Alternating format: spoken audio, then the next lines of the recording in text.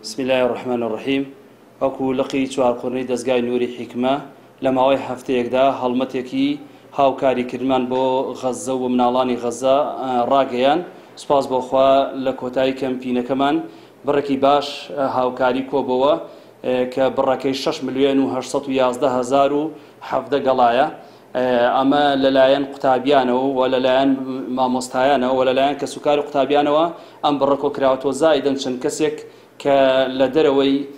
دەستگاکە یان بڵێن لە دەرەوەی مامۆستایان و قوتابیان کە بڕێکیان هاوکاری هێناوە یەکێک لەوانە مامۆستایەکی ئاینیە کە 250,000 هێناوە هی خۆی و ماڵبناڵی کۆی کردوێتەوە مامۆستایەکی تری ئاینی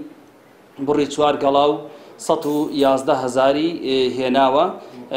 کەوە جێگای دەستخۆشیە و جێگای ڕێز و حرمەتە کە مامۆستایانی ئاینی پێشەنگن و سەرمەشقن لە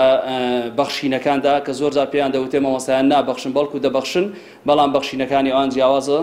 جێگای دەستخۆشی و جێگای ڕێز و حرمەتە و زائیدەن یەکێک لە منداڵەکان کە داخیلەی خۆی و دەخیلەی خۆی چەندێکە کۆی کردوێتەوە شکانێتی بڕی 30,000 تایە سەرجەم 30,000ەکەی پێشکەش بە مناڵانی غەزە کردووە ئەویش جێگای دەستخۆشیە کە مناڵێک لە ئێستادا ئەو هەستەی هەبێت بەرامبەر بە ئەو کارەسات و ئەو نەهامەتی بەسەر مسلمانانی غەزەدا هاتووە ئەمە جێگای ڕێز و حرمەت و سوپاسەوە جێگای دڵخۆشیە کە مسلمانان بە ژیانێکی تەبایی و برایەتیەوە لە هەر شوێنێک کە و پێغەمبەری خوا فەرمێ ئەگەر لاشەیەک هەموویان وەکو یەک لاشەوان ئەگەر ئازاریان هەبێ بەشەکانی تری ئەو لاشەی دەکەونە ئازار ئێستا لێرە مسلمانان هەست بە ئازاری غەزە دەکەن